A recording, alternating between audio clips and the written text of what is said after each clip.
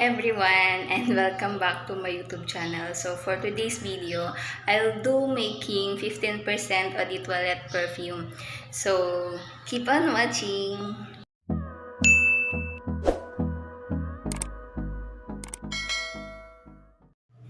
So ayan, gagawa ko ng perfume. And no joke na lang ulit ako magawa ng perfume kasi natin ang source of income.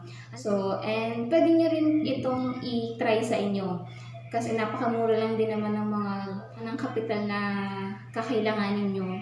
Tapos, pwede nyo naman siya ma-check online. And ilalagay ko na rin sa description ko kung saan ko nabili itong mga to. Then, punta na lang kayo sa mga page nila and mag-inquire kayo and yun, malalaman nyo kung saan yun. At saka makakapili kayo kung saan mas mura. So, gagawan ako ng tutorial para at least meron kayong idea kung paano gumawa ng perfume. So, ang paggawa ng perfume, hindi nyo naman kailangan licensed chemist or licensed whatever, kung ano mga credentials or ano. Basta at least, as long as naintindihan nyo kung ano yung mga characteristic nila and kung ano yung mga pinaghahalo-halo nyo, syempre make sure din na i-research nyo yung bawat raw materials kung saan siya required. Kasi baka kung ano na hinahalo-halo nyo dyan. So, ayan, start na natin. So, before tayo mag-start, magsuot muna tayo ng protective gear like lab gown, gloves, and goggles, then face mask. Then before tayo mag-start, mag-sanitize tayo ng 70% ethyl alcohol. So, makikita niya sa aking, ito yung 70% alcohol, ito yung latest video ko. Makikita niyo dito sa my right side. So, ito yung ating mga raw materials na kailangan. Distilled water, kailangan distilled water lang ang ating gamitin, not tap water and purified water. Also distilled water para maiwasan yung contamination. Then Deo alcohol perfume grade. So ito yung ginagamit talaga na Deo alcohol.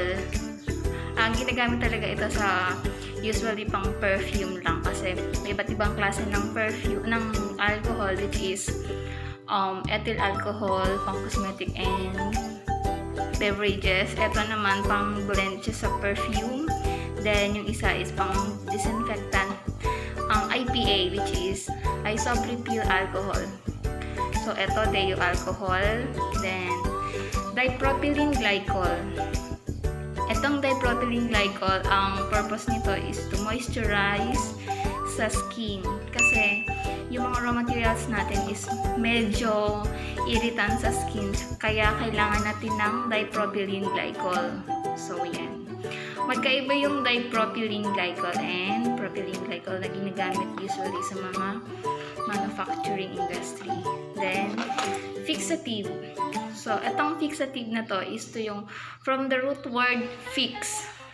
So, from the root word fix, ang fixative kasi is yung pampa-long lasting ng perfume. Ito yung nagpapatagal ng bango sa ating mga perfume, ang fixative. So, meron tayo ditong scented fragrance oil. Ito yung nagpapabango sa mga perfume. Ang scented fragrance oil. Meron din tayong amber bottles. If kailangan natin, if sumobra yung aking timpla, meron akong another container. So, ito yung gagamitin kong perfume bottle. If wala naman kayong perfume bottle, pwede nyo muna siyang i-aging or i-storage dito sa amber bottle. Protective from light. Ito kasi mga amber bottle. Ito naman yung ating mga gagamitin mga glassware para sa pang-mix natin ng perfume. Ang small beaker, graduated cylinder, and aspirator. If pasmato kayo, pwede nyo gamitan siya ng funnel para walang tapon, and 10 ml pipette, then steering rod, then ayan, yun lang ang ating mga kailangan sa paggawa ng perfume. Ang Eau de Toilette perfume kasi is 5 to 15% fragrance oil. Ating mga raw materials, i-replay nyo na lang yung video ko kanina kung ano yung mga characteristic niya. So, yan mga raw materials natin. And before we start, kailangan natin mag-protective gear. Ito yung mga protective gear na gagamitin. Then, ito yung procedure. Yan ang ating procedure. So, first step, mag-measure tayo ng 12.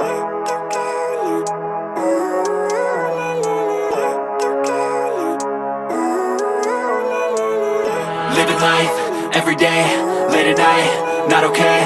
All I want, and I pray, all I need are some better days. Fuck me, I'm looking in the mirror, so foggy, but I've never seen clearer.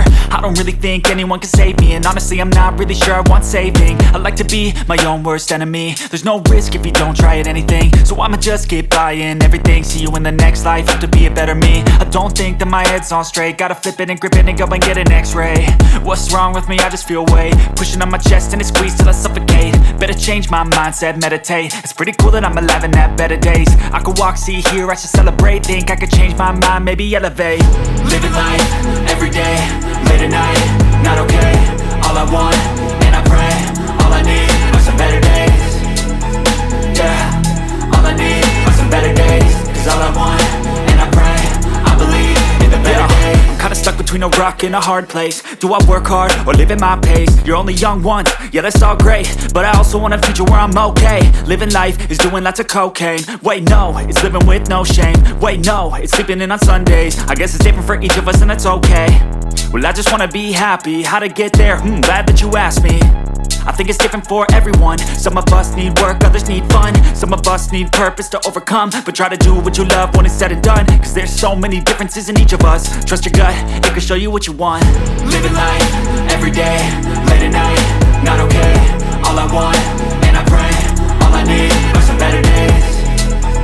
Yeah, all I need are some better days. Cause all I want, and I pray, I believe in the better days. So, depende na lang din sa nilagay mong fixative para mag-long lasting yung bango mo. Para kahit nalabhan na, hindi pa rin natatanggal yung amoy mo. Add Deo Alcohol Perfume Grade. So, ang kailangan natin Deo Alcohol. So, dahil gaya nga ng sinabi ko doon sa dati kong video, gumawa ko ng 70% ethyl alcohol. Ito yun. Ginagamit ko na siya. So, ito yung alcohol na ginagamit sa paggawa ng perfume. So, ayan, mabibili niyo siya online. 15 ml. So, kailangan natin ng 15 ml by using this. 1, 3. So, ayan, 15 ml.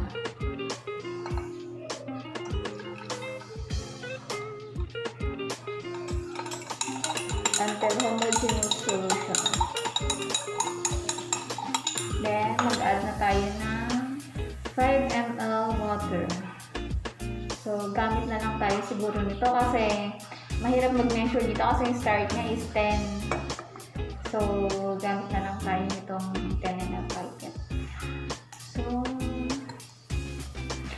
ang paggawa ng perfume, hinuhuli ko tong water tsaka yung alcohol kasi ang alcohol kasi pagka inuna mo baka mag-evaporate yung alcohol, hindi na accurate yung measurement and yung formulation na ginawa. So hinuhuli ko tong water kasi pag sinag-mix mo yung fragrance oil at saka yung mga another essential oil whatever and yung mga ibang oil, mga fragrance oil and essential oil, baka mag-cloudy and hazy siya. Kaya hinuhuli ko na tong distilled water.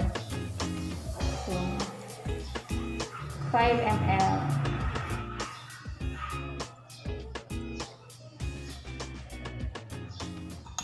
Mix until raw materials is totally dissolved.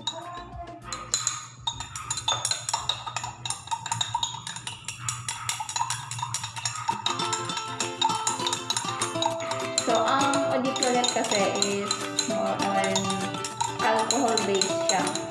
Kaya, huwag kayong magtaka kapag nababad kayo sa initan. Tapos, sabihin mo yung na yun is walang amoy kasi nag-evaporate na yun.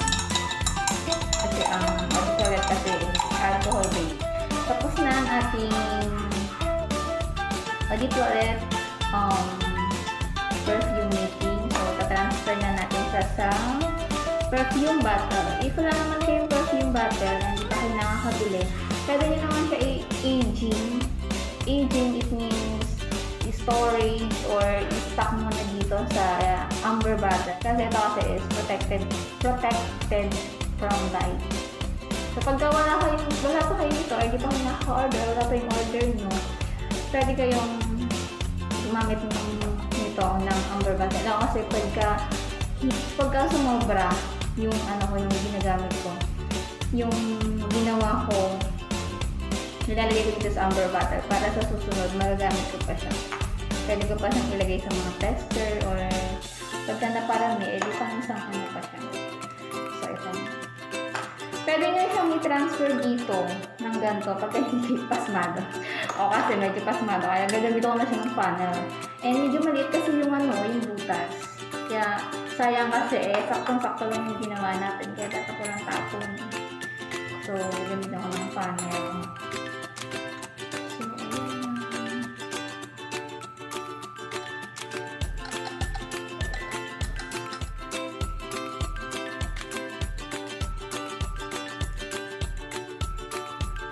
So, eto na. Meron na tayong different perfume grade. Lalagyan ko na lang siya ng label. So, ayan. Didikatan ko na siya ng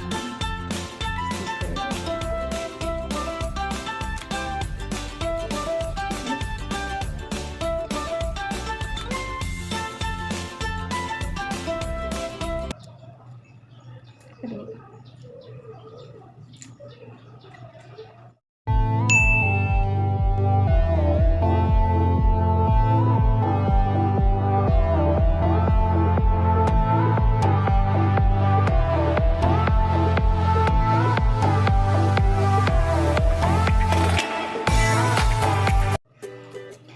So, ito na ang ating deep toilet perfume. So, nakatulong itong tutorials na to para makapag-start kayo ng inyong business.